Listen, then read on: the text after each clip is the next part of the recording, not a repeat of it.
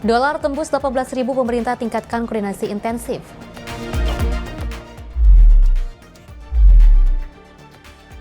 Presiden Prabowo percepat modernisasi layanan kesehatan nasional.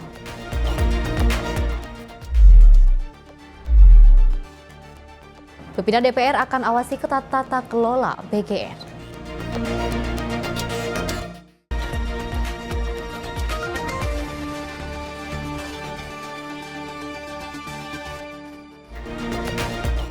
Halo pemirsa, apa kabar Anda hari ini? Kilas Sepekan kembali hadir menemani Anda dengan beragam informasi menarik yang kami rangkum dalam sepekan. Bersama saya Fesi Rahmadi, inilah Kilas Sepekan selengkapnya. Pemirsa, Presiden RI Prabowo Subianto resmi melantik pimpinan Badan Gizi Nasional dan penasihat khusus Presiden bidang ketenagakerjaan di Istana Negara Jakarta pada Senin petang. Nanik S. Dayang dilantik sebagai Kepala Badan Gizi Nasional beserta dengan dua wakilnya yang baru, sedangkan posisi penasihat khusus Presiden bidang ketenagakerjaan resmi diisi oleh Said Iqbal. Presiden Prabowo Subianto resmi melantik pimpinan Badan Gizi Nasional serta penasihat khusus Presiden bidang ketenagakerjaan dan kesejahteraan buruh di Istana Merdeka Jakarta pada Senin petang. Nanik S. Dayang resmi dilantik Presiden dengan jabatan Kepala Badan Gizi Nasional menggantikan Dadan Hindayana. Selain itu, Wakil Kepala BGN juga turut mengalami pergantian dengan dilantiknya Agustina Arumsari dan Maijen TNI Trenggono untuk menggantikan Lodwig Pusung serta Sony Sonjaya. Lebih luas, Presiden juga turut melantik penasihat khusus Presiden bidang ketenagakerjaan dan kesejahteraan buruh, Said Iqbal. Sebelum saya mengambil sumpah janji berkenaan dengan pengangkatan saudara-saudara sebagai Kepala dan Wakil Kepala Badan Gizi Nasional dan sebagai penasihat khusus Presiden bidang ketenagakerjaan dan kesejahteraan buruh. Terlebih dahulu, saya akan bertanya kepada saudara-saudara, bersediakah saudara-saudara untuk diambil sumpah janji menurut agama masing-masing? Bersedia. Apabila demikian, harap mengikuti dan mengulangi kata-kata saya. Pelantikan pimpinan BGN berdasarkan Kepres nomor 18/M tahun 2026 tentang pemberhentian dan pengangkatan kepala dan wakil kepala BGN dan pemberhentian wakil kepala BPKP. Sedangkan pelantikan Said berdasarkan Kepres nomor 58/P tahun 2026 tentang pengangkatan penasihat khusus Presiden bidang ketenagakerjaan dan kesejahteraan buruh. Tim redaksi Sinpo TV melaporkan. Pemirsa, Presiden Prabowo Subianto juga memberhentikan Silmi Karim dari jabatan Wakil Menteri Imigrasi dan Pemasyarakatan. Pemberhentian diputuskan buntut Silmi Karim ditetapkan sebagai tersangka oleh Komisi Pemberantasan Korupsi dalam kasus dugaan korupsi pengurusan izin tinggal warga negara asing. Presiden Prabowo Subianto resmi memberhentikan Silmi Karim dari jabatan Wakil Menteri Imigrasi dan Pemasyarakatan di Kabinet Merah Putih. Pemberhentian diputuskan buntut Silmi Karim menjadi tersangka KPK dalam kasus dugaan korupsi pengurusan izin tinggal warga negara asing. Pernyataan itu disampaikan oleh Menteri Sekretaris Negara Mensesnek Prasetyo Hadi di Istana Kepresidenan Jakarta pada Kamis 6 Juni 2026. Mensesnek mengapresiasi seluruh lembaga penegak hukum. Ia memastikan Prabowo telah menekan surat pemberhentian terhadap Silmi Karim dari jabatannya. Surat itu resmi ditandatangani Presiden Prabowo Subianto pada Kamis sore 6 Juni 2026. Jadi lagi hal-hal yang sebetulnya tidak kita harapkan. Di satu sisi kami juga pemerintah dalam hal ini menghormati proses hukum. Sekaligus pada kesempatan ini izinkan kami juga menyampaikan apresiasi dan terima kasih kepada seluruh aparat penegak hukum, baik kejaksaan, kemudian kepolisian, kemudian Komisi Pemberantasan Korupsi yang terus bekerja keras luar biasa untuk sama-sama kita bersama-sama memerangi tindak-tindak pidana korupsi. Berkaitan dengan hal tersebut, kalau pertanyaannya apakah kemudian Bapak Presiden telah memutuskan untuk melakukan putusan penghentian kepada yang bersangkutan dalam jabatan beliau sebagai Wakil Menteri Kementerian Imigrasi dan Pemasyarakatan. Kami sampaikan bahwa sore hari ini Bapak Presiden telah menandatangani surat pemberhentian tersebut. Sebelumnya, Komisi Pemberantasan Korupsi (KPK) menetapkan Wakil Menteri Imigrasi dan Pemasyarakatan Silmi Karim sebagai tersangka dalam kasus dugaan korupsi pengurusan izin tinggal warga negara asing yang terungkap melalui operasi tangkap tangan di kantor imigrasi kelas 1 non-TPI Jakarta Barat. Dalam kasus ini, penyidik KPK menyita sejumlah barang bukti berupa kendaraan, uang tunai, dan aset lain yang diduga berkaitan dengan tindak pidana korupsi yang sedang diusut. Dari Jakarta, Tio Malau, Simpo TV melaporkan. Pemirsa, Presiden RI Prabowo Subianto berkomitmen menyediakan obat-obatan dengan harga terjangkau bagi masyarakat. Langkah ini juga dilakukan untuk memperluas akses layanan kesehatan yang lebih merata dan mudah dijangkau. Presiden Prabowo Subianto menegaskan komitmen pemerintah untuk menyediakan obat-obatan dengan harga terjangkau bagi masyarakat. Hal itu disampaikan saat meresmikan RSUD Kiai Haji Muhammad Thohir di KRUI Kabupaten Pesisir Barat, Lampung pada Rabu 10 Juni dengan target pemberian obat generik murah dalam waktu 1 tahun ke depan. Presiden Prabowo juga menekankan pentingnya pelayanan kesehatan yang bersih dan bebas dari praktik korupsi agar manfaat pembangunan sektor kesehatan dapat dirasakan langsung oleh masyarakat. Menurutnya tidak boleh ada penyelewengan dalam pelayanan publik khususnya di bidang kesehatan. Kita akan mengusahakan obat-obat kepada rakyat yang semurah-murahnya. Saya berharap dalam 1 tahun ini kita sudah mulai bisa memberi obat generik dengan harga yang murah kepada rakyat. Saya juga memesan tidak boleh ada penyelewengan, tidak boleh ada korupsi dalam pelayanan kepada rakyat. Saya prihatin, saya mendengar bahwa ada yang meninggal karena pendarahan, kalau melahirkan menuju rumah sakit memerlukan waktu yang lama. Hal ini harus kita atasi. Pemerintah akan terus meningkatkan pelayanan kesehatan. Selain itu, pemerintah juga terus menjalankan program modernisasi layanan kesehatan melalui pembangunan dan juga renovasi rumah sakit, modernisasi 10.000 puskesmas, serta distribusi alat kesehatan modern ke daerah. Upaya ini dilakukan untuk memperluas akses layanan kesehatan dan mempercepat penanganan medis, terutama di wilayah yang masih sulit menjangkau fasilitas kesehatan. Tim redaksi Simpo TV melaporkan. Pemirsa, pemerintah Indonesia terus memantau perkembangan nilai tukar rupiah yang mengalami tekanan terhadap dolar Amerika Serikat. Koordinasi intensif yang terus dilakukan bersama otoritas terkait untuk menjaga stabilitas ekonomi nasional. Pertumbuhan ekonomi, kemudian dari inflasi yang masih terjaga. Pelemahan nilai tukar rupiah yang menembus level 18.000 per dolar Amerika Serikat mulai memicu kekhawatiran pasar terhadap kondisi ekonomi nasional. Di tengah tekanan yang juga menghantam indeks harga saham gabungan, pihak Istana memastikan pemerintah terus melakukan koordinasi intensif untuk menyiapkan langkah-langkah antisipasi. Mensesnek meminta masyarakat tidak hanya melihat dari pergerakan nilai tukar semata, ia menilai fundamental ekonomi Indonesia masih berada dalam kondisi yang cukup kuat. Hal tersebut tercermin dari pertumbuhan ekonomi nasional yang tetap terjaga dan inflasi yang masih berada dalam rentang terkendali.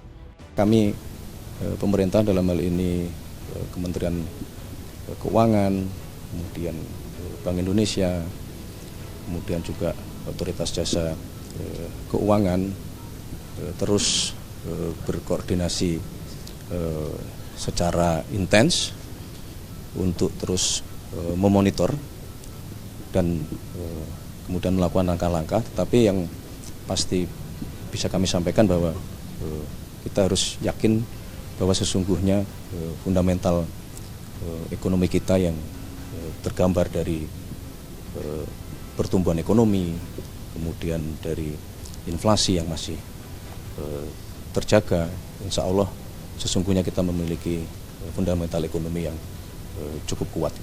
Dari Jakarta, Dio Malau, Simpo TV melaporkan. Pemirsa, antrian panjang terjadi di SPBU Pondok Kopi Durensawit, Jakarta Timur pada Rabu pagi. Pada pengisian BBM jenis Pertalite menyusul kenaikan harga BBM non-subsidi jenis Pertamax RON 92 dari sebelumnya 12.300 per liter menjadi 16.250 per liter. Sejumlah pengendara yang juga hendak mengisi Pertamax mengaku terkejut atas kenaikan harga tersebut dan memilih beralih ke Pertalite untuk menekan pengeluaran harian.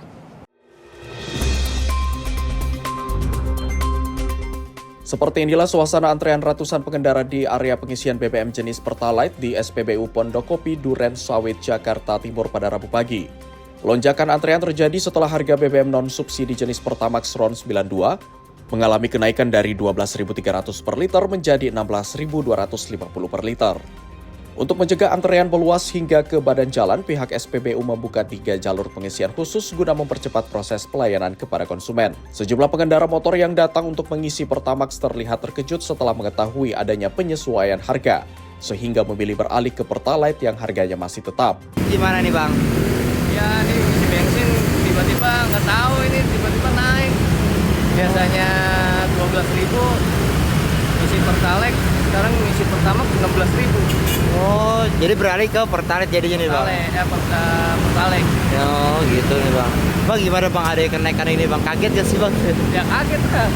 Orang baru kita belum tahu masalahnya, tiba-tiba udah langsung naik. Oh langsung naik gitu. Nah, jadi ini untuk Pertamax per liter itu tadi berapa Bang? 16.000. Pertamax. Oh Pertamax 16.000 sekian ya Bang ya? Iya. Oh gitu. Bang ini kan ada kenaikan kayak gini nih Bang. Iya. Keberatan gak sih Bang orangnya kayak gitu? Ya keberatan lah. Naiknya sampai tinggi bener. Jadi tinggi ya Bang ya, jadi ya harus ngerogokan lebih banyak lagi Bang ya. Gak bisa ngirit jadinya kita. Oh, itu biasanya tuh Bang kalau ngisi tuh berapa Bang? Kayak biasanya 2 liter. 2 liter, jadi kalau ada kenaikan kayak gini gimana Bang? Ya beralih pindah ke ini, bukan Pertamax lagi. Salah kita. Salah jadi Bang ya. Ya kalau bisa jangan dinaikin gede lah. Standar-standar aja buat kalangan bawah ini yang repot. Kenaikan harga BBM dinilai menambah beban pengeluaran harian masyarakat karena berpotensi memengaruhi pemenuhan kebutuhan lain yang memerlukan biaya lebih besar. Pertamina melakukan penyesuaian harga jual BBM non-subsidi mulai Rabu meliputi Pertamax RON 92 dan Pertamax Green 95. Harga Pertamax naik dari 12.300 per liter menjadi 16.250 per liter, sedangkan Pertamax Green 95 naik dari 12.900 per liter menjadi 17.000 per liter. Sementara itu harga BBM subsidi tidak mengalami perubahan dengan Pertalite tetap di harga 10.000 per liter dan biosolar 6.800 per liter. Penyesuaian harga tersebut dilakukan setelah melalui koordinasi dengan pemerintah sebagai regulator, serta mengacu pada mekanisme evaluasi berkala yang mempertimbangkan perkembangan harga minyak dunia dan kondisi pasar keekonomian. Dari Jakarta Timur, tim jurnalis Sinpo TV melaporkan.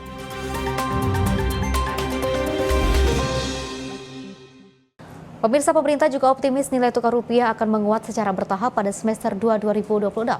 Optimisme ini juga didukung sinergi kebijakan fiskal, moneter, serta meningkatnya arus modal asing ke Indonesia.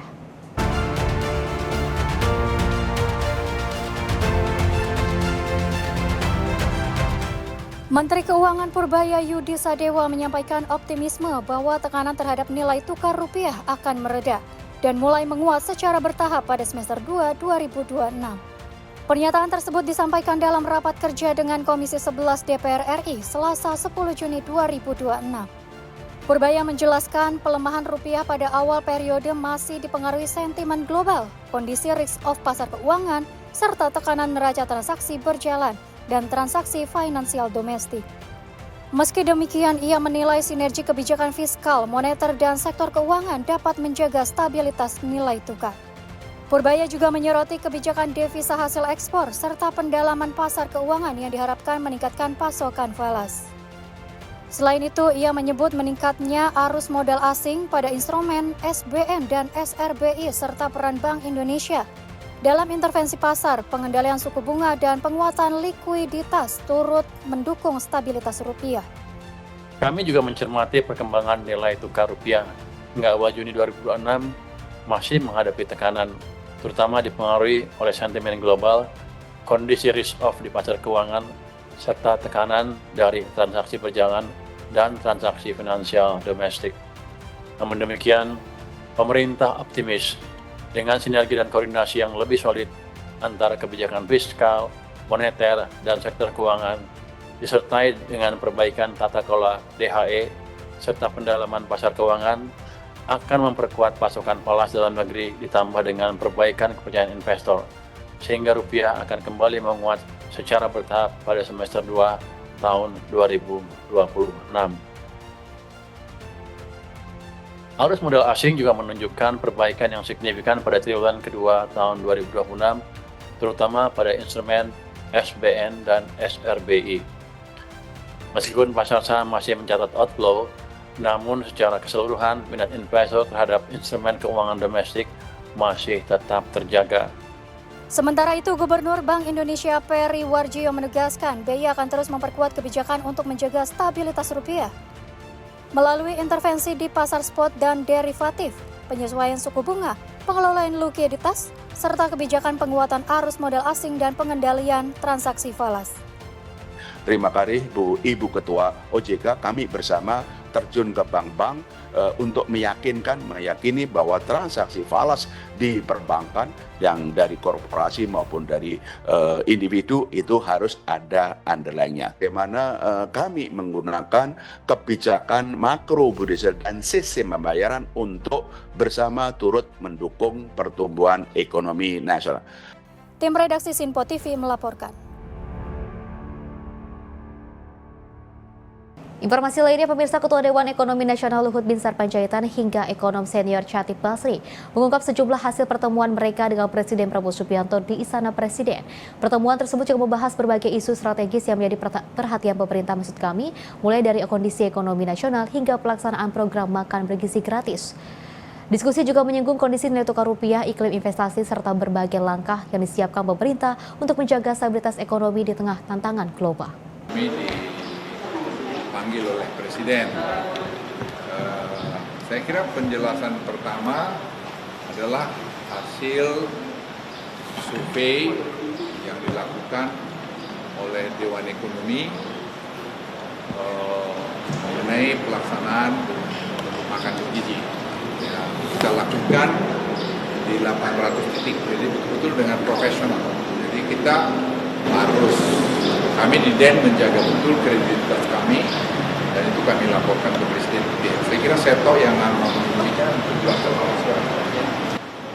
Terima kasih Bapak Ketua Dewan. Jadi satu hal tadi yang kami laporkan kepada Bapak Presiden adalah hasil dari survei MBG yang kami lakukan secara independen. Kami biayai sendiri terkait dengan, terutama kami ingin melihat apakah ada ekosistem supply chain baru yang terbentuk ketika MBG program ini dijalankan. Tadi Bapak Ketua sudah menyampaikan ada 800 titik yang kita pilih secara random sampling. Jadi ini komputer yang memilih sampelnya ya. Jadi ada yang di Nia Selatan, ada yang di Halmahera, ada yang di Papua, segala macam. Jadi ini bisa digambarkan merepresentasikan dari total keseluruhan populasi SPPG yang ada. Hasil pertama yang kami melihat positif adalah bahwa ada 86,9% dari SPPG yang ada saat ini itu paling tidak memiliki satu supplier kecil.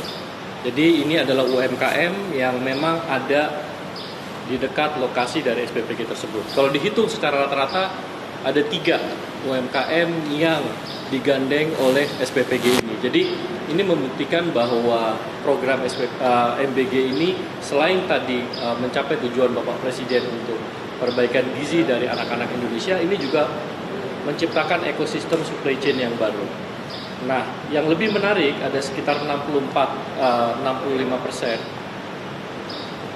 sektor UMKM-nya ini berada di dalam satu kabupaten di mana SPPG itu berada. Jadi ini juga penting bahwa ini bukanlah supplier besar yang masuk, tapi UMKM-UMKM yang muncul itu memang UMKM yang ada di dalam kabupaten atau lokasi di mana SPPG tersebut berada. Yang ketiga, temuan kita adalah tenaga kerja itu hampir 99% memang dari warga sekitar. Gitu ya, kepuasan terhadap performance dari UMKM ini juga cukup besar, hampir mencapai di atas 70% ya.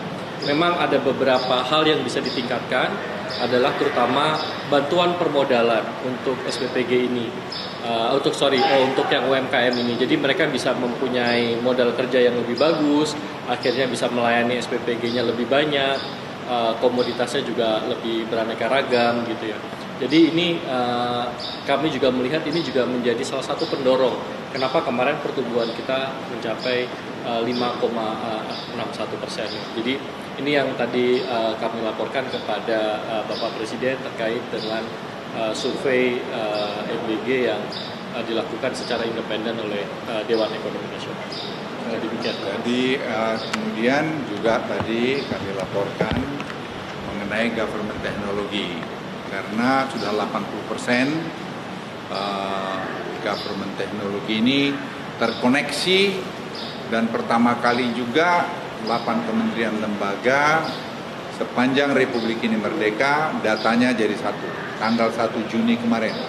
Jadi sebenarnya tanggal 1 Juni kemarin itu ada peristiwa besar kalau menurut kami karena datanya menjadi satu berbasis AI. Jadi semua data itu sekarang sudah terkoneksi dan mulai dibersihkan oleh AI. Kemarin kami beri contoh di DPR waktu kami dipanggil bagaimana face recognition segera bisa menjawab masalah sanggar dalam 1 menit. Jadi pemerintahan Presiden Prabowo ini nanti GovTech ini akan menjadi satu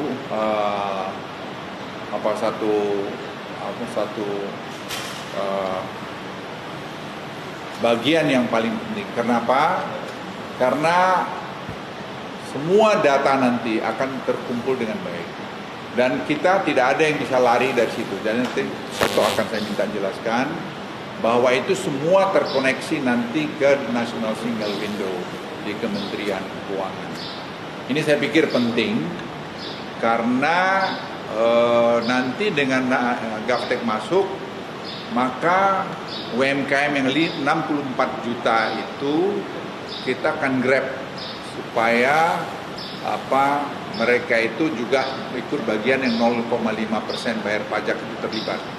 Dan kalau itu terjadi maka kita juga tax ratio kita akan naik dari 9%-an sekarang mungkin ke 12 atau 13% over time. Dan dari situ juga kalau penerimaan negara akan meningkat cukup signifikan, nanti Pak Dedek juga bisa membantu, itu ada peluang kita akan menurunkan pajak nanti ke depan. Dan juga ada peluang lagi untuk ciptakan lapangan kerja karena data GovTech yang begitu lengkap, UMKM baru bisa akan dibentuk tadi sejalan yang saya jelaskan mengenai makan bergizi. Karena MBG ini memang program yang sangat baik. Hanya pengelolanya memang perlu ditata dengan rapi. Dan tadi Presiden sudah memberikan arahan, kita akan bantu dari Dewan Ekonomi untuk menata pelaksanaannya sehingga jauh menjadi lebih bagus dari waktu yang lalu.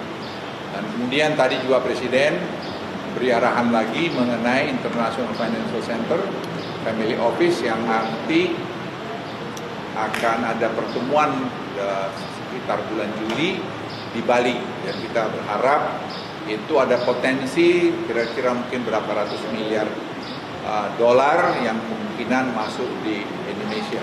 Ini potensi tentu harus kita jaga dengan tadi berita-berita yang bagus mengenai Indonesia. Salah satu nanti DSI, saya menjelaskan, silakan Pak. Tadi kami juga melaporkan kepada Bapak Presiden bahwa kemarin Danantara kan sudah menyampaikan bahwa dalam tahap transisi ini mereka akan membangun sistem digitalisasi. Jadi tadi kami juga menyampaikan hasil kajian dari DEN bahwa program digitalisasi untuk sektor komoditas strategis seperti batubara, CPO, ferroalloy ini bisa benar-benar membantu menutup gap tadi kalau yang selalu disampaikan oleh Bapak Presiden under invoicing.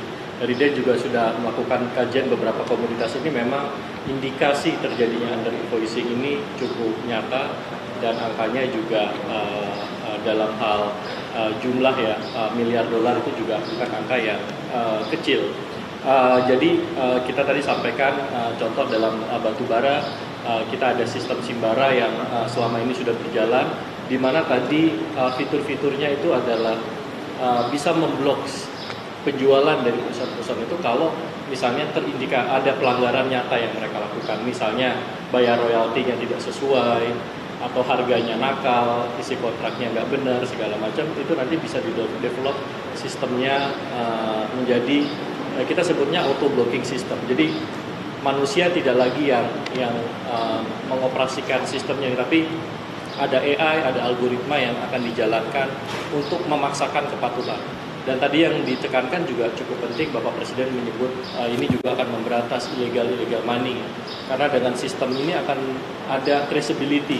Kita bisa cek nanti setiap ton CPO, setiap ton batu bara, ini harus berasal dari sumber-sumber yang legal. Tambang-tambang yang memang izinnya benar gitu. Jadi tadi kami menyampaikan bahwa DSI ini konteksnya bisa menjadi jauh lebih besar. Bukan hanya sekedar isu under invoicing, tetapi juga bagaimana peningkatan tata kelola terhadap sumber daya alam kita, bagaimana Indonesia kita sebagai negara juga mendapatkan hak-hak yang tepat ya, yang tidak dipermainkan tentunya, dan nilainya tadi juga wajar. Termasuk tadi bagaimana diintegrasikan dengan DHE-nya ya. Jadi kita bisa men-track nanti setiap pengiriman ekspor, apakah DHE-nya itu sudah masuk ke Indonesia atau belum. Karena ini juga jadi satu komponen yang penting. Dan itu bisa dimungkinkan semuanya dengan sistem digitalisasi yang saat ini sedang dibangun oleh DSI. Jadi nanti semua itu terkait ke National Single Window di Kementerian Keuangan. Sehingga penerimaan negara pasti akan meningkat signifikan. Tadi yang seperti tadi saya jelaskan, hampir tidak mungkin orang lari dari situ karena kan kita monitor, dan semua ini dibangun oleh anak-anak muda Indonesia. Dan kita tidak memakai uang yang berlebihan, kita pakai dana program. Dan saya kira kalau dulu kita ingat EKTP triliunan rupiah, ini sampai hari ini kita belum keluar berapa puluh miliar pun. Jadi banyak gaji. Lainnya otak, karena ini adalah bisnis otak dan ekosistem yang sudah ada kita sempurnakan, kita koneksikan. Itu saya kira yang menjadi sangat penting untuk disadari, bahwa dengan GovTech ini nanti Presiden akan berkunjung ke Bali melihat untuk provinsi tanggal antara 6, 7, 8, 9 bulan Juli. Nah, itu nanti akan jadi model. Tapi sekarang sedang berjalan di 42 provinsi, kabupaten kota, piloting untuk ini. Dan kemarin di Banyuwangi sudah berjalan dan sangat sukses. Kita belajar dari model ini. Nanti kalau 42 ini sukses, Oktober tahun ini akan roll out nasional, seluruh 514 kabupaten akan terhubung. Dan kemudian tadi Presiden juga kami lapori, nanti semua BUMN baik Pertamina apa semua akan semua berbasis AI. Dan ini saya kira akan membuat penghematan tidak tahu berapa puluhan miliar atau mungkin ratusan miliar ke depan ini. Ini bukan hal baru, kita tidak meng-hire orang, kita mengerjakan pengalaman kita sejak mulai COVID yang lalu dengan Peduli Lindungi, e-katalog, Simbara, dan seterusnya. Saya kira itu yang sangat penting untuk kita sampaikan semua. Kita harus bangga menjadi orang Indonesia, jadi kita harus kompak, karena ini penting. Bahwa di sana sini ada yang kurang, ya kita perbaikin rame-rame, tidak bisa dikerjakan oleh satu orang. Dan tadi Presiden saya kira sangat jelas memberikan arahannya, kami laporkan juga semua, tadi ya negatif, surplus daripada semua, dan solusi. Kita juga harus bicara solusi, tidak hanya bicara masalah, identify masalah, tapi kita juga harus datang dengan solusi. Saya kira dari segi makroekonomi mungkin Pak Dede mau nambahin. Nanti kami juga membahas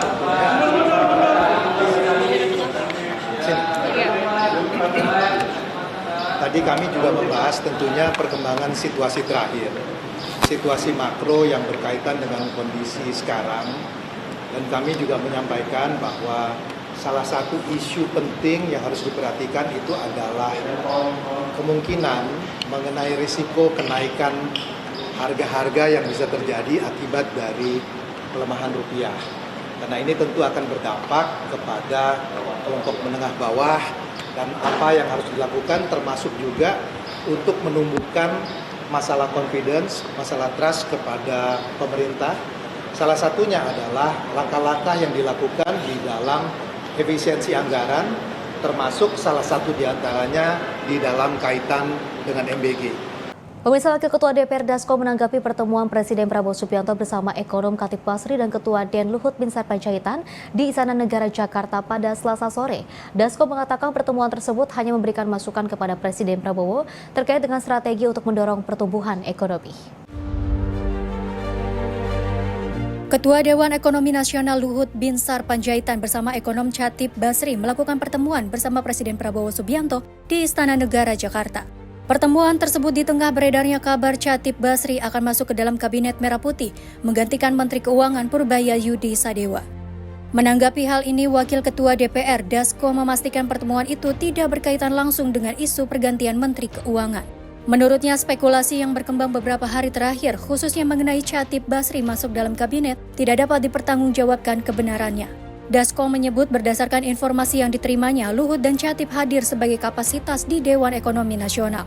Keduanya memberikan masukan kepada Presiden Prabowo terkait strategi untuk meningkatkan pertumbuhan ekonomi nasional. Ya, pertemuan tadi sore antara Presiden dengan Pak Luhut dan Pak Khatib Basri itu saya sudah memintakan konfirmasi dan sudah dapat konfirmasinya dari pemerintah, dari pihak istana, bahwa pertemuan tadi Pak Luhut sebagai dalam kapasitas sebagai Ketua Dewan Ekonomi Nasional dan Pak Khatib Basri itu sebagai anggota Dewan Ekonomi Nasional.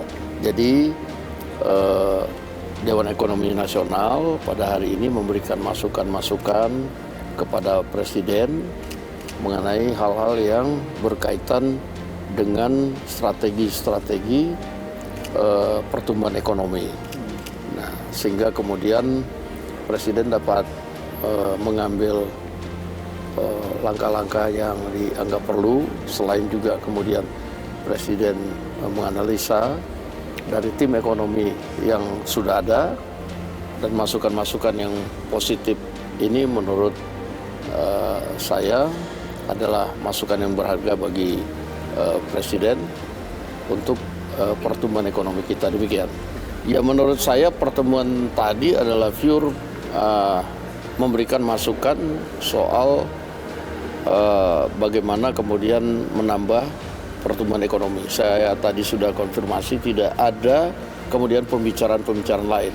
Memang 1 hari 2 hari ini ada isu-isu yang belum bisa dipertanggungjawabkan sumber kebenarannya, tapi tadi saya sudah konfirmasi bahwa pertemuan hari ini adalah murni menerima masukan dari Dewan Ekonomi Nasional yang diketuai oleh Pak Luhut dan Pak Khatib Basri sebagai anggotanya. Demikian, terima kasih. Dari Jakarta, Fahrizal Ahmad Amin, Sinpo TV melaporkan.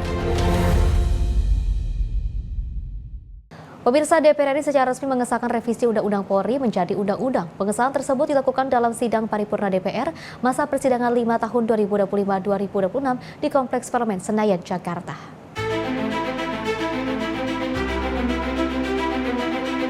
Dewan Perwakilan Rakyat menggelar sidang paripurna ke-21 masa persidangan 5 tahun 2025-2026 di Kompleks Parlemen Senayan, Jakarta. Rapat paripurna dipimpin langsung oleh Wakil Ketua DPR Dasko dengan didampingi Wakil Ketua DPR lainnya, Saan Mustofa dan Sari Yuliati. Dalam rapat, DPR secara resmi mengesahkan revisi Undang-Undang Polri menjadi undang-undang.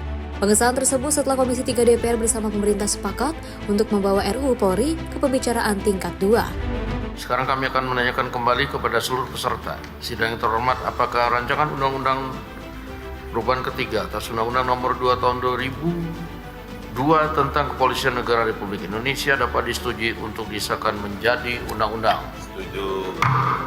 Terima kasih. Dari Jakarta, Fahrizal Ahmad Amin, Sinpo TV melaporkan. Pemirsa, Presiden terima surat kepercayaan 9 duta besar negara sahabat. Informasinya usai jeda berikut ini.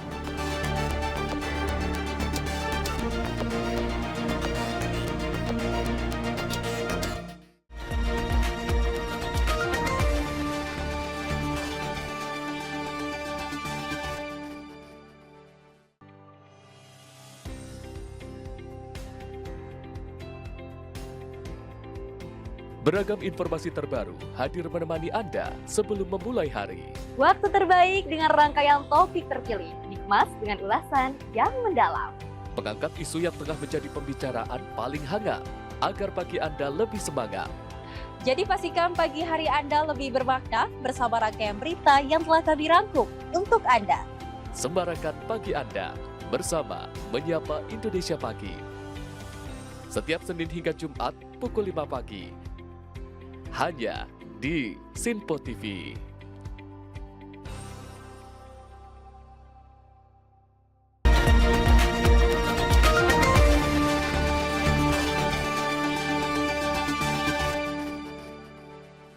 Terima kasih pemirsa, Anda masih bersama kami dan kita lanjutkan informasinya. Pemirsa, Presiden Prabowo Subianto kembali menerima surat kepercayaan dari 9 duta besar negara sahabat di Istana Merdeka Jakarta pada Selasa siang. Para duta besar berkomitmen untuk memperkuat hubungan bilateral dan juga memperluas kerjasama dengan Indonesia di berbagai bidang.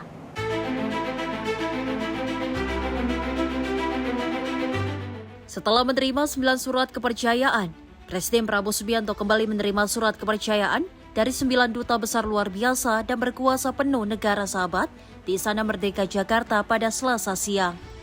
Prosesi penyerahan surat kepercayaan diawali dengan mendengarkan lagu kebangsaan masing-masing negara. Setelah itu, para duta besar secara bergiliran menyerahkan surat kepercayaan kepada Presiden. Wakil Menteri Luar Negeri Arif Hafaz Ogresono mengatakan, 9 negara sahabat tersebut antara lain Guatemala, Qatar, Kenya, Fiji, Maroko, Portugal, Panama, North Korea, serta Mozambik. Hingga Selasa 9 Juni 2026, Presiden Prabowo telah menerima total 17 surat kepercayaan dari duta besar negara sahabat. Arif mengatakan para duta besar membawa komitmen untuk memperkuat hubungan bilateral serta memperluas kerjasama di berbagai sektor. Cara tradisional ya, biasanya dalam penyerahan kredensial itu para dubes masing-masing menyerahkan surat kepercayaan. Setelah itu ada ya ramah tamah, informal begitu. Itu polanya seperti itu. Zaman saya dulu di Jerman gitu, zamannya Pak Tata di Prancis dan di PBB juga gitu. Jadi yang kita lakukan adalah sekarang tradisi menerima surat kepercayaan dari para duta besar yang mereka suratnya biasanya ditandatangani oleh bisa presiden, bisa raja, jadi tergantung dari negaranya masing-masing. Penerimaan surat kepercayaan ini menjadi bagian dari upaya Indonesia dalam memperkuat hubungan diplomatik dan meningkatkan kerjasama internasional di berbagai bidang strategis. Dari Jakarta, Dio Malau, Sinpo TV melaporkan.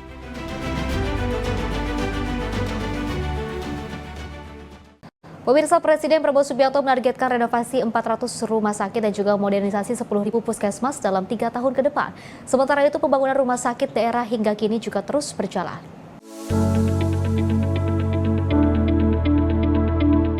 Presiden Prabowo Subianto menegaskan komitmen pemerintah untuk meningkatkan kualitas layanan kesehatan melalui pembangunan dan modernisasi fasilitas kesehatan di berbagai daerah. Dalam 3 tahun ke depan, pemerintah menargetkan renovasi dan pembangunan 350 hingga 400 rumah sakit, serta modernisasi 10.000 puskesmas, guna memperluas akses layanan kesehatan bagi masyarakat. Selain memperkuat infrastruktur, pemerintah juga menjalankan program modernisasi layanan kesehatan nasional dengan mendistribusikan hampir 1.000 unit alat kesehatan modern ke rumah sakit daerah di 514 kabupaten kota. Program ini diharapkan dapat meningkatkan kualitas pelayanan medis, terutama di wilayah yang selama ini masih terbatas fasilitas kesehatan. Presiden Prabowo menyampaikan bahwa pembangunan rumah sakit daerah terus berjalan, dengan 22 RSUD telah dibangun pada 2025 dan 22 rumah sakit baru akan dibangun pada 2026.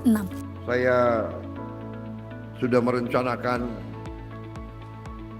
bersama Menteri Kesehatan dan pemerintah dalam 3 tahun yang akan datang kita akan membangun, bila mana membangun baru, kalau bisa memperbaiki, renovasi 350 sampai 400 rumah sakit di seluruh kabupaten di Indonesia. Kita juga akan memperbaiki memodernisasi 10.000 puskesmas di seluruh Indonesia. Ini sudah kita rencanakan. Kemudian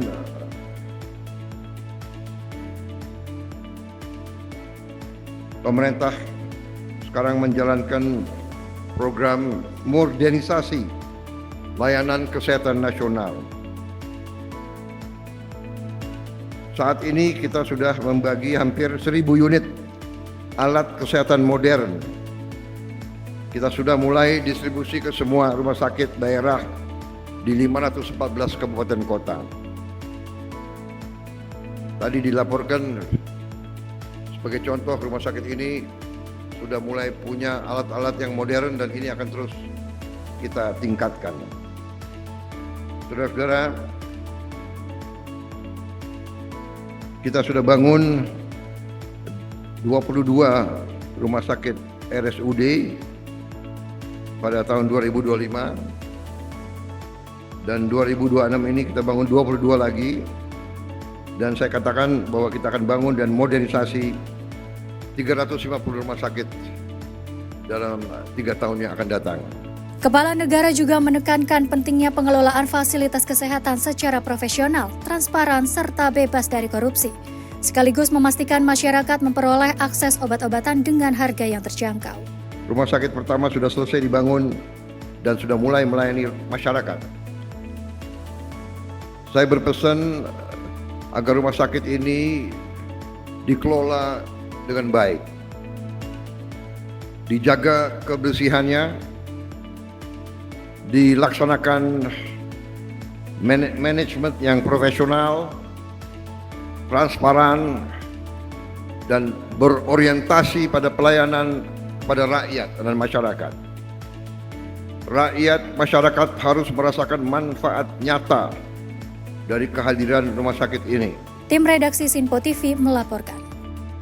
Pemirsa, pemerintah Provinsi DKI Jakarta tengah mengkaji penyesuaian tarif layanan Trans Jabodetabek termasuk rute Blok M Bandara Soekarno-Hatta yang baru beroperasi.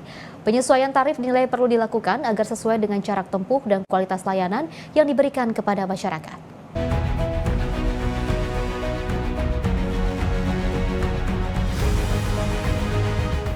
Pemerintah Provinsi DKI Jakarta berencana menyesuaikan tarif layanan Trans Jabodetabek menyusul beroperasinya sejumlah rute baru yang menghubungkan Jakarta dengan wilayah penyangga.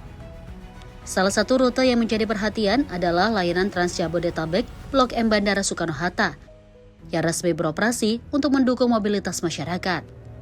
Gubernur DKI Jakarta Pramono Anung menyampaikan, pemerintah provinsi masih membahas besaran tarif yang akan diterapkan pada rute tersebut.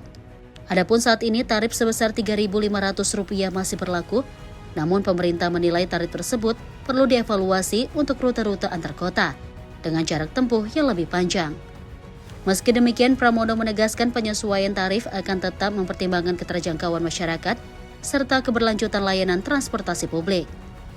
Dalam waktu dekat, seperti yang saya sampaikan ketika secara resmi mencanangkan Blok M ke Soekarno-Hatta, dan waktu itu saya juga menyampaikan nggak mungkin Blok M Soekarno-Hatta itu 3.500 karena naik Damri, naik yang lain itu sudah rata-rata di atas 100.000.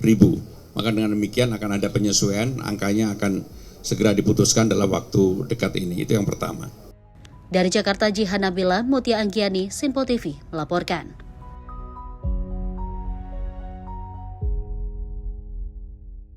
Informasi lainnya, pemirsa, Kementerian Pertahanan resmi menuntaskan latihan dasar militer atau Latsarmil komponen cadangan ASN Kementerian dan Lembaga Gelombang 1 tahun 2026. Sebanyak 1.758 aparatur sipil negara dari 49 kementerian dan lembaga mengikuti program tersebut sebagai bagian dari penguatan semangat bela negara dan pengabdian kepada bangsa.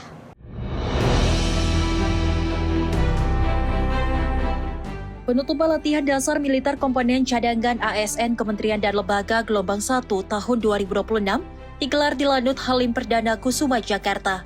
Kegiatan ini menandai selesainya pembinaan bagi 1.758 ASN dari 49 kementerian dan lembaga yang telah mengikuti program komponen cadangan.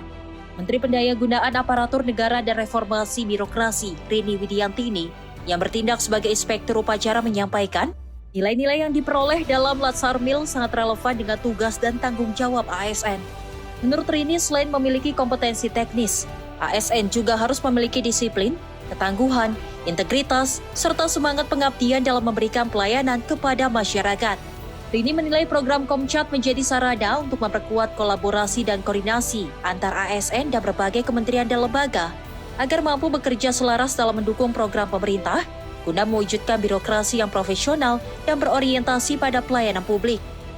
ASN itu tidak hanya kompeten di dalam hal teknis saja, tetapi tentunya seperti yang saya sampaikan di dalam amanat tadi, dia punya disiplin, punya ketangguhan, punya integritas tentunya dalam membangun semangat pengabdian kepada bangsa.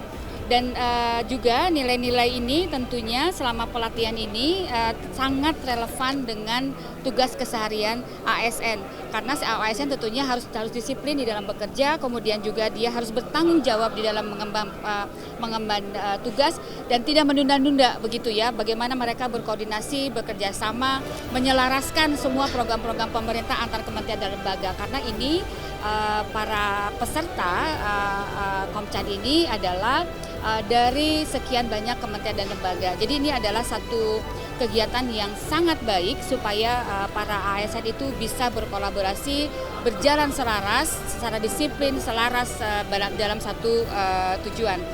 Nah, tentunya dengan Komcat ini juga mereka diberikan perhatian untuk supaya mereka bisa lebih tangguh di dalam menghadapi tekanan, dan inilah tentunya yang dibutuhkan oleh negara di dalam memastikan pemerintahan ini berjalan dengan baik tentunya dalam kerangka pelayanan publik.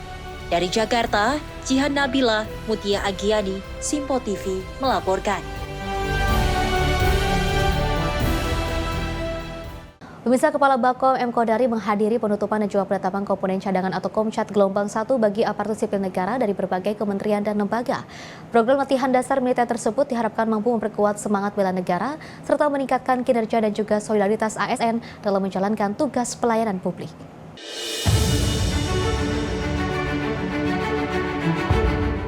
Penutupan dan penetapan komponen cadangan atau Komcat gelombang 1 bagi ASN kementerian dan lembaga digelar di Lanut Halim Perdana Kusuma, Jakarta pada Jumat pagi.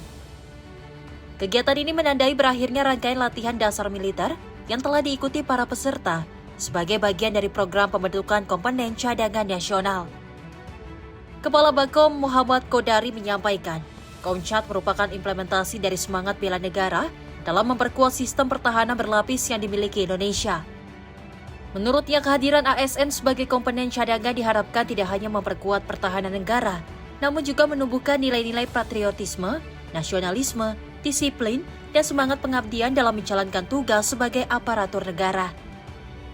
Kodari juga menilai program Komcat dapat membangun jejaring antara ASN dari berbagai kementerian dan lembaga, sehingga menciptakan soliditas dan kinerja birokrasi yang lebih baik di masa mendatang. Latsar Mil untuk Komcat ini sendiri adalah implementasi dari konstitusi kita mengenai bela negara. Dan melalui kegiatan ini maka kemudian kita punya kekuatan pertahanan menjadi berlapis ya. Jadi ada kekuatan utama TNI tapi juga kekuatan cadangan yaitu ASN. Dan tentu sebagai bangsa yang besar dengan dinamika global seperti ini kita harus punya plan A, plan B. Kita harus punya pertahanan yang berlapis. Yang berikutnya karena ini adalah ASN, diharapkan bahwa nanti kinerja ASN akan lebih meningkat. Karena apa? Karena nilai-nilai Pancasila, patriotisme, nasionalisme itu ditanamkan dengan lebih kuat. Sehingga diharapkan bahwa ASN yang mengikuti Komcat ini akan punya kinerja yang lebih baik di birokrasi.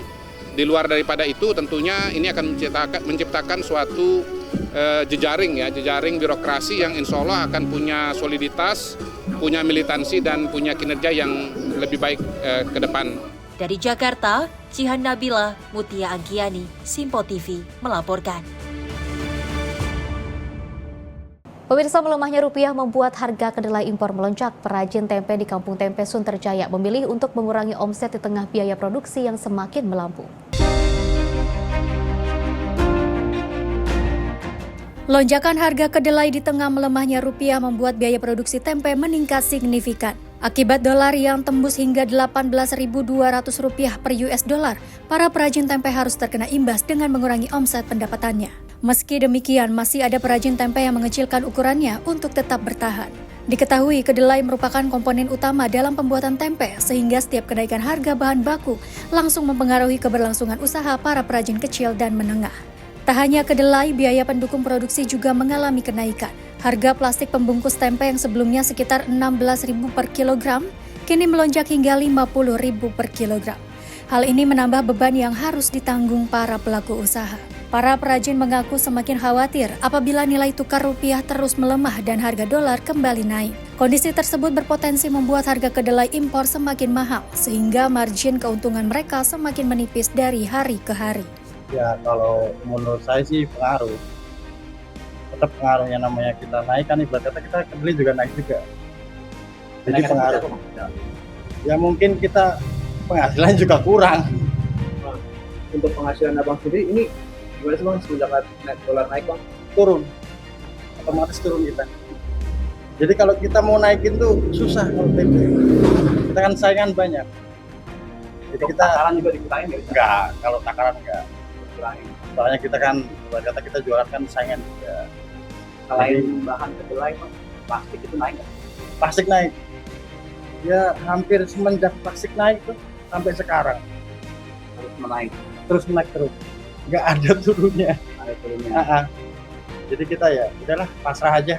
Meski biaya produksi terus meningkat, para perajin memilih menahan harga jual tempe agar tidak memberatkan konsumen.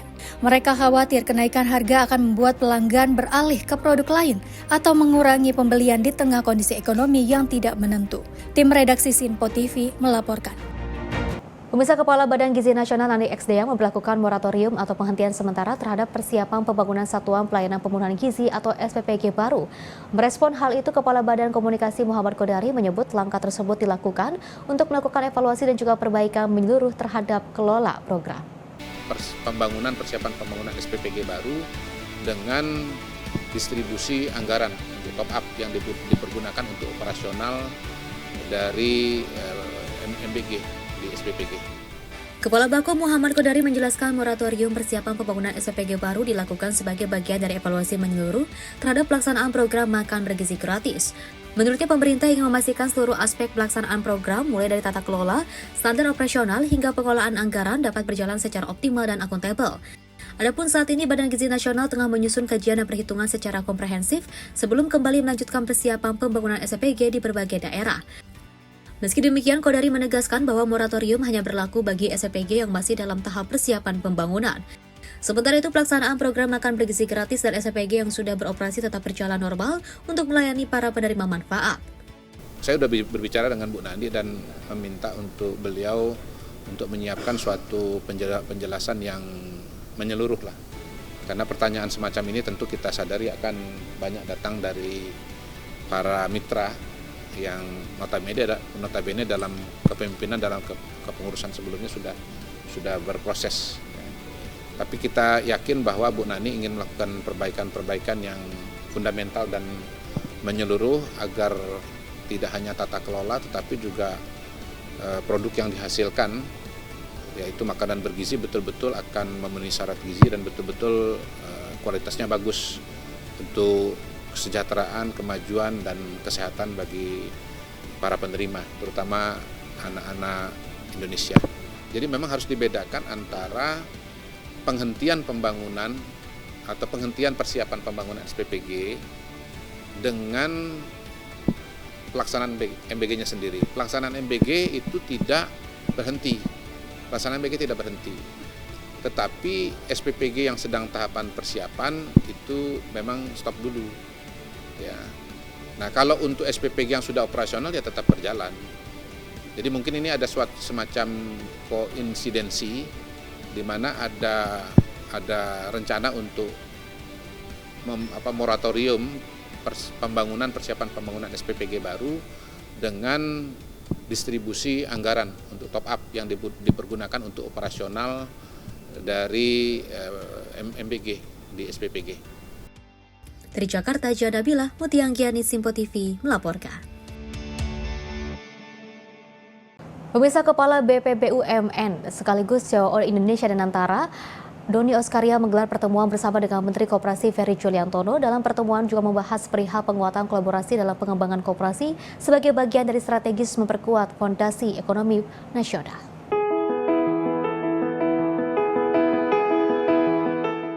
Melalui video yang dibagikan di akun sosial media Instagram BUMN_ID pada 9 Juni 2026, Kepala BP BUMN sekaligus COO Danantara Indonesia Doni Oskaria menggelar pertemuan bersama Menteri Koperasi Ferry Juliantono. Pertemuan dalam rangka memperkuat sinergi antar lembaga ini diperuntukkan membahas perihal penguatan kolaborasi dalam pengembangan koperasi sebagai bagian dari strategi memperkuat fondasi ekonomi nasional.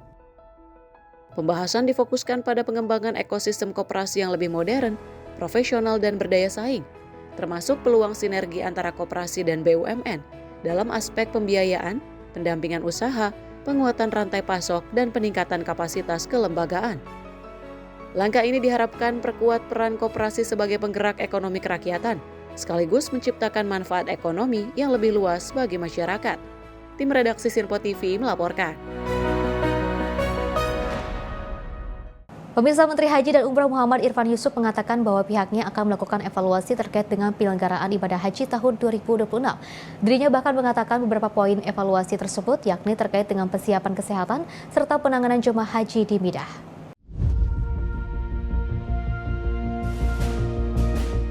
Seluruh jemaah haji Indonesia telah melaksanakan rangkaian ibadah haji 2026 di Arab Saudi Mekah. Saat ini pemulangan jemaah haji Indonesia dilakukan secara bertahap oleh pemerintah, mulai pada tanggal 1 hingga 30 Juni. Namun meski penyelenggaraan ibadah haji berjalan baik, pemerintah tetap akan melakukan berbagai evaluasi. Dalam hal ini terdapat beberapa catatan dari Kementerian Haji dan Umroh yang nantinya akan menjadi bahan evaluasi, yakni perihal kesiapan kesehatan serta penanganan jemaah haji di Mina. Pertama tentu soal kesehatan. Persiapan kesehatan kita masih jauh dari memuaskan, karena itu tahun ini kita akan lebih perbaiki. Yang kedua tentang penanganan kita di Mina. Mina daerahnya termasuk yang lokasinya kecil sehingga kemarin kita agak kurang memuaskan, dan tahun depan akan kita perbaiki. Itu akan koordinasi juga dengan Kementerian Kesehatan juga Pak untuk tenaga kesehatannya atau? Pasti kita akan koordinasi dengan mereka, walaupun pusat kesehatan haji sudah masuk ke Kementerian Haji, tapi pelaksanaannya di embarkasi maupun di daerah-daerah kan masih terkait dengan teman-teman dari Kementerian Kesehatan. Dari Jakarta, Farizal Ahmad Amin, Sinpo TV melaporkan. Pemirsa, Polda Jabar dalami pesta sesama jenis di Karawang. Informasinya usai jeda berikut ini.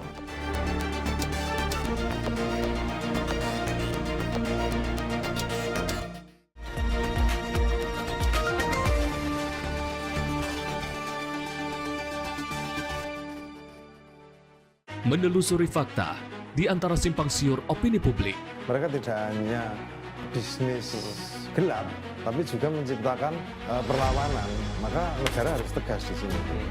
Membedah isu hangat dengan sudut pandang yang jernih dan berimbang.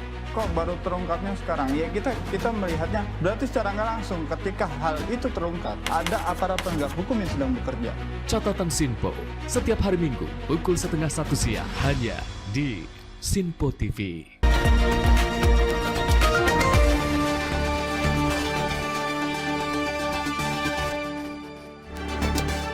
Pemirsa, Anda masih menyaksikan Kilas Sepekan dan kita lanjutkan informasinya.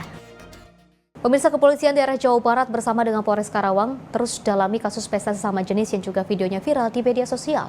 Petugas mengamankan 3 orang terduga pelaku serta pemilik tempat hiburan malam di Karawang untuk dimintai keterangan lebih lanjut. Penyelidikan kasus dugaan pesta sesama jenis yang videonya viral di media sosial terus dilakukan oleh Polda Jabar dan Satreskrim Polres Karawang. Kepala Bidang Humas Kepolisian Daerah Jawa Barat, Kombes Pol Hendra Romawan membenarkan adanya peristiwa video viral pesta sesama jenis di tempat hiburan di Karawang. Peristiwa tersebut terjadi pada hari Minggu tanggal 7 Juni pukul 1 waktu Indonesia Barat. Berdasarkan informasi yang diterima kepolisian, peristiwa ini terjadi di Teater Night Mart Kabupaten Karawang. Mengetahui itu, Polres Karawang bergerak cepat dengan menerbitkan laporan informasi nomor 6, nomor Romawi, Reserse PPA PPO tertanggal 8 Juni. Kepolisian pun melakukan pemeriksaan di lokasi dan memintai keterangan dari pemilik tempat hiburan malam. Selain memintai keterangan pemilik tempat hiburan malam, kepolisian juga meminta keterangan dari sejumlah saksi yang berada di lokasi. Dari hasil pemeriksaan saksi-saksi tersebut, polisi akhirnya mengamankan 3 orang terduga pelaku yang terlibat dalam pesta sesama jenis. Ketiganya berinisial SA, RD, dan DD. Saat ini ketiga terduga pelaku masih menjalani pemeriksaan lebih lanjut di Mapolres Karawang. Polisi masih mencari para pelaku lainnya yang terdapat dalam video viral yang beredar. Perlu kami sampaikan bahwa adanya beberapa tayangan media sosial yang sangat viral, yaitu atas perbuatan cabul sesama jenis yang lokasinya kita perkirakan di Kabupaten Karawang.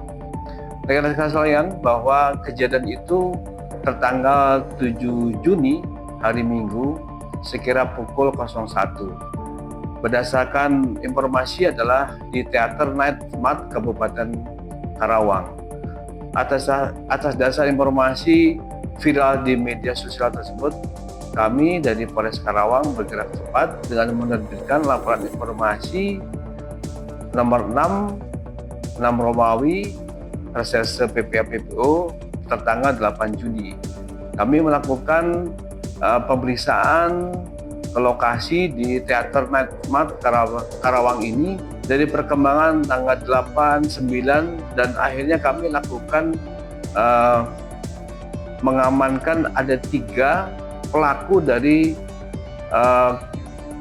perbuatan cabul sesama jenis tersebut, ya, yaitu saudara SA, RD, dan DD. Kita lakukan pemeriksaan secara intensif pada hari ini dan kita akan lakukan pemeriksaan lebih lanjut kepada para pelaku yang telah beredar di videonya tadi. Kepolisian daerah Jawa Barat sendiri menjerat para pelaku dengan pasal 406 dan 414, di mana 406 adalah kasus yang melanggar asusila di tempat umum dan melanggar asusila di muka orang lain. Dari Bandung, Jawa Barat, jurnalis Info TV melaporkan. Pemirsa, tim gabungan terus melaksanakan upaya pencarian korban ledakan bom yang juga terjadi di kawasan perumahan nilai distrik Biak Kota Kabupaten Biak. Hingga saat ini 6 korban telah ditemukan dan 3 orang masih hilang. Tim di lapangan juga telah memperluas pencarian korban hingga radius 1 kilo. Tim gabungan saat ini masih terus melakukan penyisiran dan pencarian terhadap 3 korban yang belum ditemukan pasca ledakan bom di pemukiman nelayan di Biak. Kabid Humas Polda Papua, Kombes Pol Cahyo Soekarnito mengatakan, tim di lapangan telah memperluas pencarian hingga radius 1 km karena tim mendapati beberapa potongan tubuh korban di sekitar lokasi. Untuk korban meninggal dunia ada 6 dan 3 belum ditemukan. Dan untuk progres kegiatan penyisiran yang dilakukan oleh tim gabungan yang kemarin radius 500 meter dari tempat kejadian perkara, hari ini diperluas jangkauannya hingga 1 km dari titik kejadian perkara. Dan hasil dari penyisiran tersebut menemukan beberapa bagian atau potongan serpihan tubuh manusia dan sementara sudah dikumpulkan dan berada di kamar jenazah Rumah Sakit Umum Daerah Biak.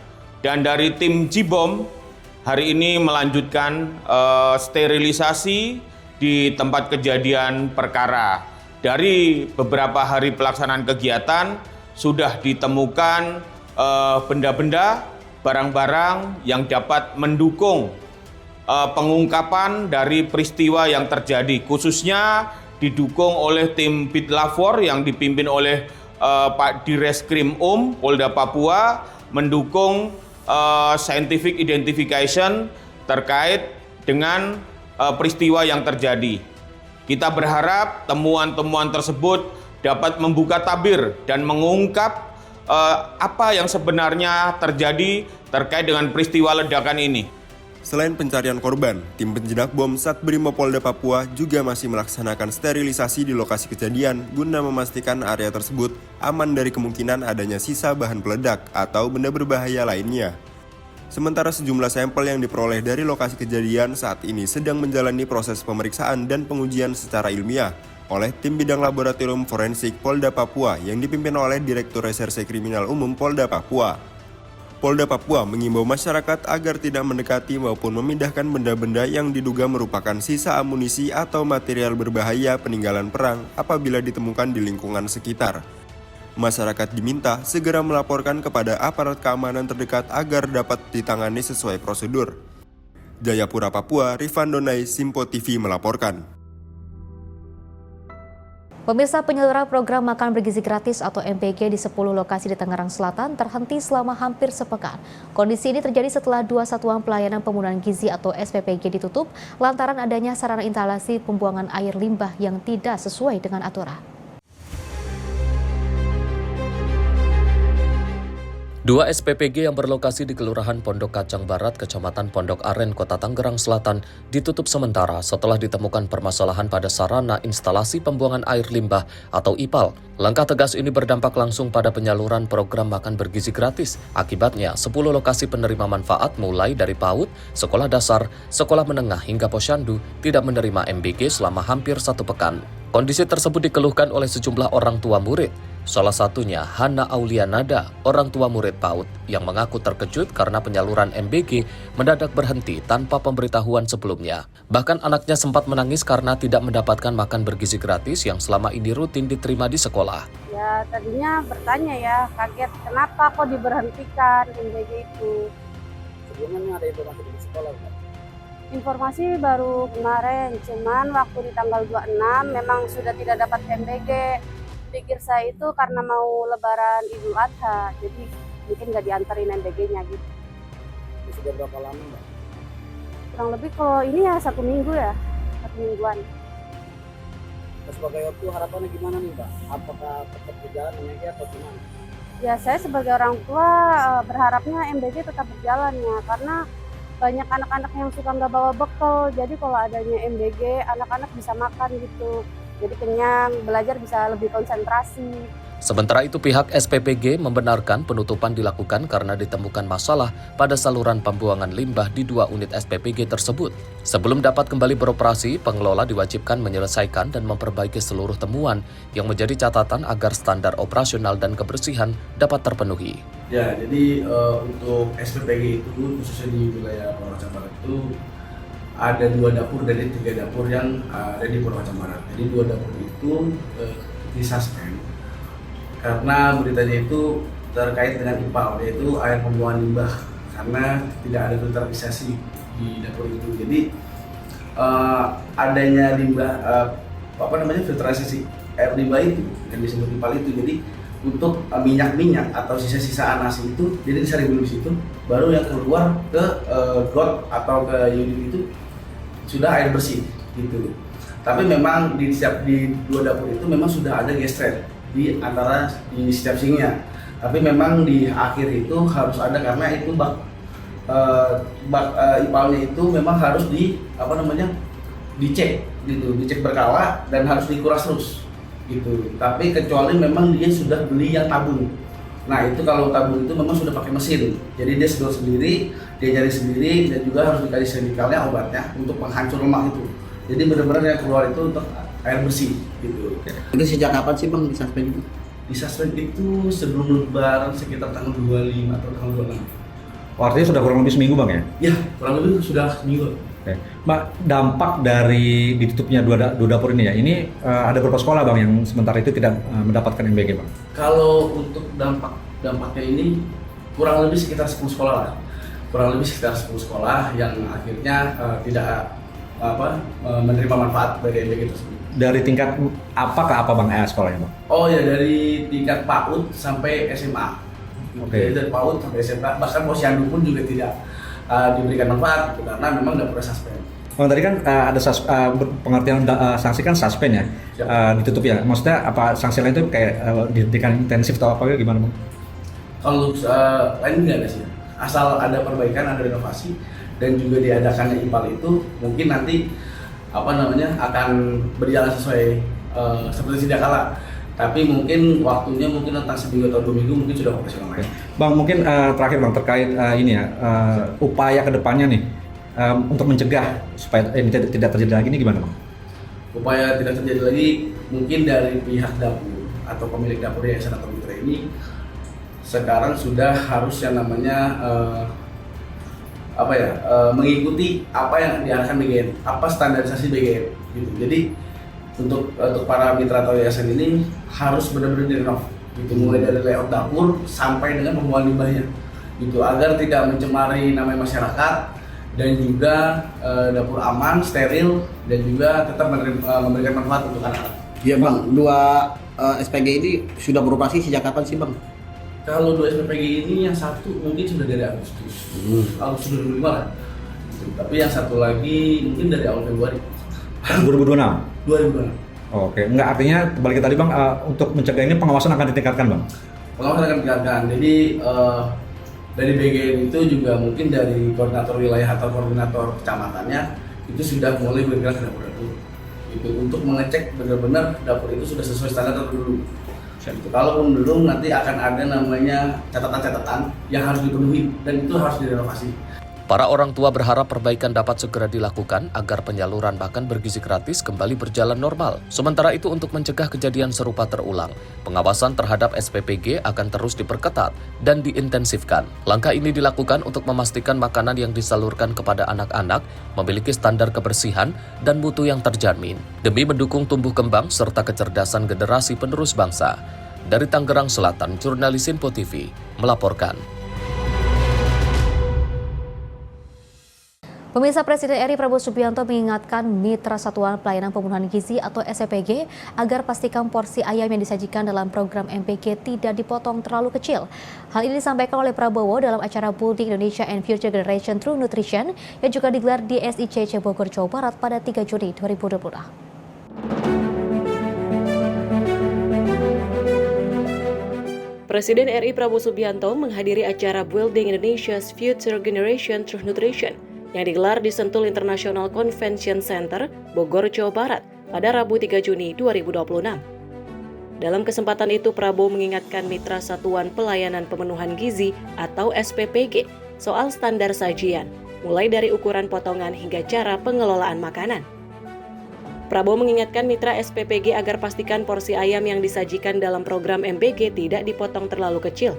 Hal ini dilakukan guna memastikan setiap anak mendapat gizi yang benar-benar terpenuhi.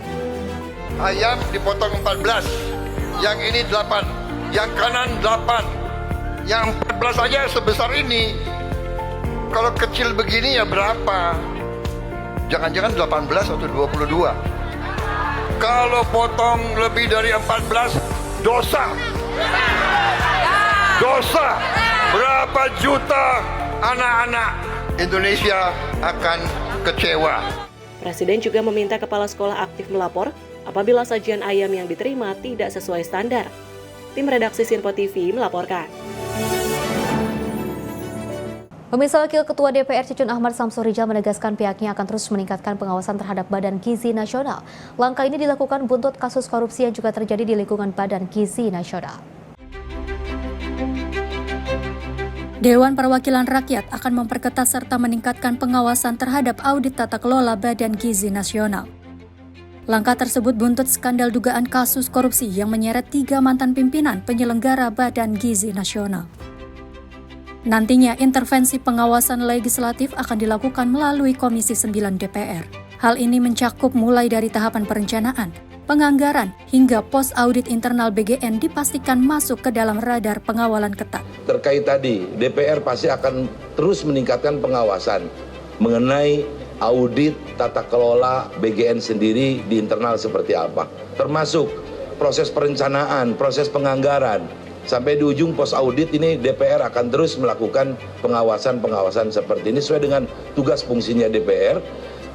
Nanti Komisi 9 akan melakukan evaluasi sekaligus pembahasan RKKL untuk anggaran APBN 2027 pasti akan dibahas terkait audit tata kelola di bagian itu sendiri. Ya, kemarin teman-teman 9 sudah sampaikan ya. Jadi harapannya bagaimana di bawah skuad yang baru ini pimpinan BGN betul-betul menjaga amanat Presiden dan bisa menjalankan semua apa yang diharapkan untuk percepatan target daripada BGN ini. Ya. Dari Jakarta, Fahrizal Dava Rizkiano, Info TV melaporkan. Pemirsa, di tengah kondisi perang dan pengungsian yang masih berlangsung, warga Gaza menyalakan obor proyek simulasi Piala Dunia 2026 di Stadion Martir Mohamed Al-Dura. Kegiatan ini juga digelar untuk memberikan hiburan dan harapan bagi masyarakat yang terdampak konflik.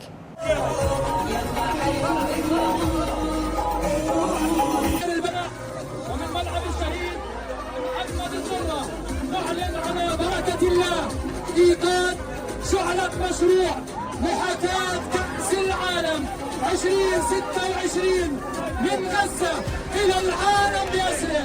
نحن هنا. Ratusan warga termasuk anak-anak memadati Stadion Maritir Mohamed Al-Dura di Deir al-Balah, jalur Gaza untuk menyaksikan penyalaan obor proyek simulasi Piala Dunia 2026.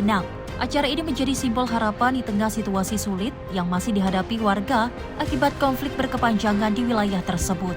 Penyelenggara menyebut proyek ini bertujuan memberikan ruang hiburan dan semangat baru bagi para pengungsi, sekaligus menghidupkan kembali aktivitas olahraga dan komunitas di Gaza. Sejumlah warga mengaku kondisi saat ini sangat berbeda dibandingkan saat Piala Dunia 2022 berlangsung, ketika masyarakat masih dapat menikmati pertandingan dengan suasana yang lebih tenang. Kini banyak warga harus tinggal di tenda pengungsian dan berjuang memenuhi kebutuhan dasar mereka setiap hari. Proyek simulasi Piala Dunia 2026 ini akan diisi berbagai kegiatan, mulai dari pertandingan olahraga, lukisan mural, hingga acara komunitas yang melibatkan tokoh lokal maupun internasional. Melalui kegiatan ini, warga berharap pesan dan kondisi yang mereka hadapi di Gaza dapat dikenal lebih luas oleh masyarakat dunia melalui bahasa olahraga. Tim redaksi Simpo TV melaporkan.